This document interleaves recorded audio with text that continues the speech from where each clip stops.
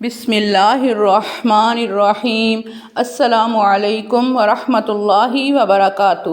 اپنے اعمال کی قبولیت کے لیے درود پاک کے کسی بھی صیغے کے ورد کو اپنا معمول بنا لیں۔ انشاءاللہ نہ صرف آپ کے اعمال اللہ کی بارگاہ میں قبول ہوں گے بلکہ دونوں جہاں کی برکتیں اور رحمتیں نصیب ہوں گی۔ اللہم صلی علی سیدنا و مولانا محمد معدن الجود والکرم وآلہ وبارک وسلم۔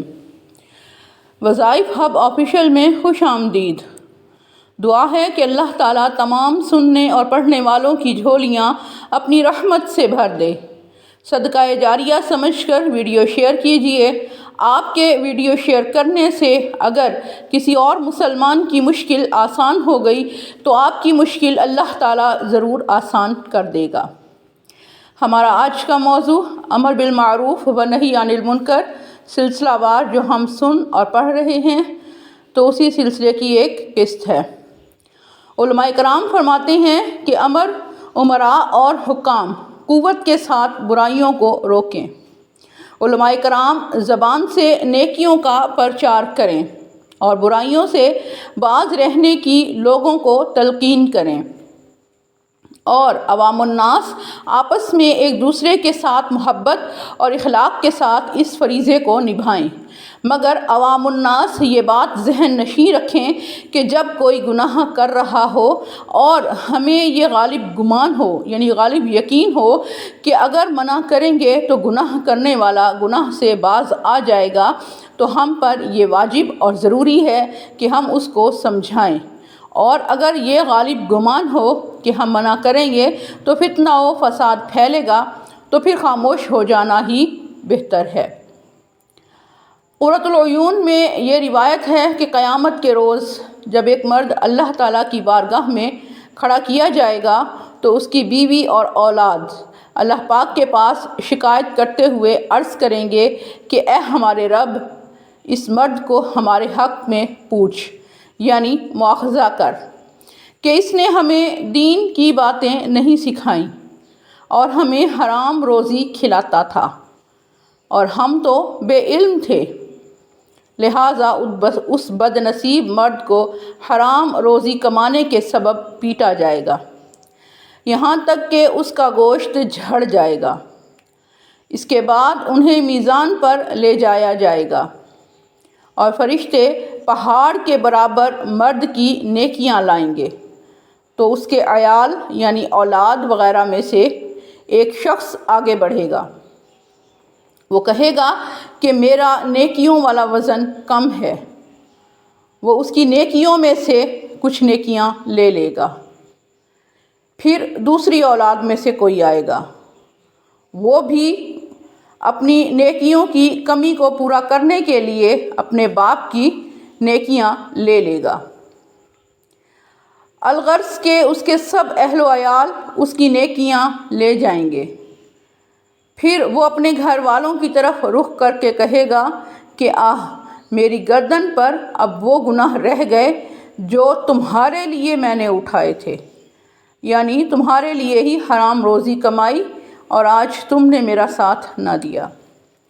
اور فرشتے کہیں گے کہ یہ وہ بد نصیب شخص ہے کہ جس کے گھر والے اس کی نیکیاں لے گئے اور یہ ان کی وجہ سے جہنم میں چلا گیا۔ تنبیہ المغترین میں حضرت مالک بن دینار رحمۃ اللہ علیہ سے روایت منقول ہے کہ بنی اسرائیل میں ایک عالم صاحب تھے، لوگوں کو گھر پر جمع کر کے بیان سنایا کرتے تھے، یعنی واعظ و نصیحت کیا کرتے تھے۔ اس عالم صاحب کا ایک نوجوان لڑکا تھا۔ ایک دن ان کے درس میں آئی ہوئی ایک خوبصورت لڑکی کی طرف دیکھ کر اس نوجوان نے اشارہ کیا، جو کہ عالم صاحب نے بھی دیکھ لیا، اور کہا کہ اے بیٹے صبر کرو۔ یہ کہتے ہی عالم صاحب اپنے تخت سے منہ کے بل گر پڑے، یہاں تک کہ ان کے جسم کے بعض جوڑ بھی ٹوٹ گئے۔ اللہ تعالیٰ نے اس وقت کے نبی علیہ الصلاۃ والسلام کو وحی فرمائی کہ فلاں عالم کو خبر کر دو کہ میں اس کی نسل میں سے کبھی صدیق پیدا نہیں کروں گا، کیا میرے لیے صرف اتنا ہی ناراض ہونا تھا کہ وہ بیٹے کو کہہ دے کہ اے بیٹے صبر کر؟ مطلب یہ کہ وہ اپنے بیٹے پر سختی کیوں نہیں کی اور اپنے بیٹے کو اس بری حرکت سے اچھی طرح باز کیوں نہ رکھا؟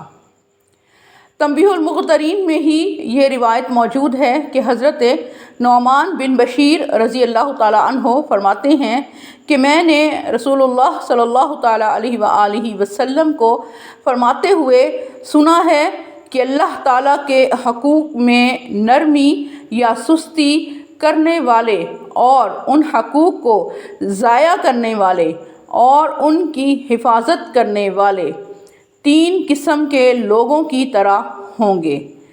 جیسے کہ مثال دی گئی کہ جو لوگ بحری جہاز میں سوار تھے، انہوں نے 3 منزلیں تھیں آپس میں تقسیم کر لی۔ ایک کو سب سے اوپر والی منزل ملی، دوسرے کو درمیان والی منزل ملی اور تیسرے کو پہلی والی منزل ملی۔ سفر جاری تھا کہ پہلی منزل والا ایک شخص ایک کلہاڑا لے کر آیا۔ ساتھی کہنے لگے کیا کرتے ہو؟ وہ کہنے لگا کہ میں اپنی اس منزل میں سوراخ کرنا چاہتا ہوں، اس سے پانی بھی قریب ہو جائے گا اور دیگر حاجات کے لیے بھی آسانی رہے گی۔ یہ سن کر بعض نادان لوگ تو یوں کہنے لگے کہ اسے دفع کرو، اپنی اس کی منزل ہے، جو چاہے کرے۔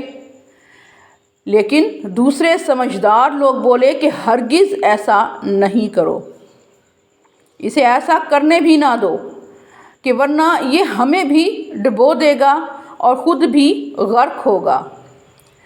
بس اگر وہ لوگ اس کا ہاتھ پکڑتے ہیں تو وہ خود بھی بچتا ہے اور یہ لوگ بھی بچتے ہیں، اور اگر وہ چھوڑتے ہیں تو وہ خود بھی ہلاک ہوگا اور انہیں بھی ہلاک کر دے گا۔ کہ ظاہر ہے جب تیسری منزل ہوگی، پہلی منزل ہوگی، تو جب اس کلہاڑے سے بحری جہاز میں سوراخ کیا جائے گا تو پانی بھرتے ہی تمام جہاز ڈوب جانا ہے۔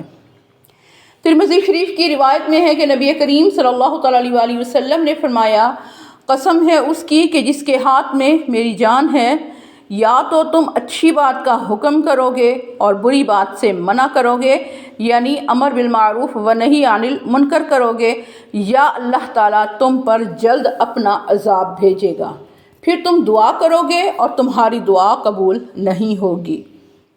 ابو داؤد کی روایت ہے کہ جس قوم میں گناہ ہوتے ہیں اور نیک لوگ بدلنے پر قادر ہوں پھر بھی نہ بدلیں تو قریب ہے کہ اللہ تعالیٰ ان سب پر عذاب بھیجے گا۔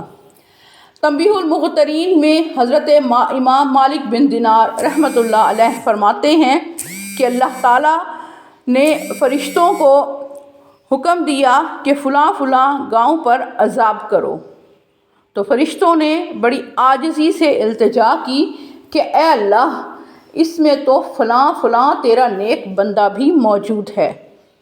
تو اللہ تعالیٰ نے فرمایا کہ اسے بھی عذاب دے کر مجھے اس کی چیخ و پکار سنواؤ، کیونکہ اس کا چہرہ میری نافرمانیوں کو دیکھ کر کبھی بھی متغیر نہیں ہوا، یعنی اسے کبھی افسوس نہیں ہوا۔